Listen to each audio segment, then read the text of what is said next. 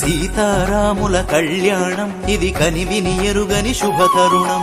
సీతారాముల కళ్యాణం ఇది కనివిని ఎరుగని శుభతరుణం.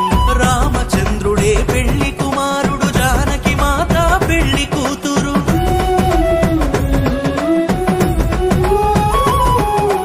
అవనిలోనే ఆదర్శపు జంట, చూసిన కనులకు కన్నుల పంట. సీతారాముల కళ్యాణం ఇది కనివిని ఎరుగని శుభతరుణం.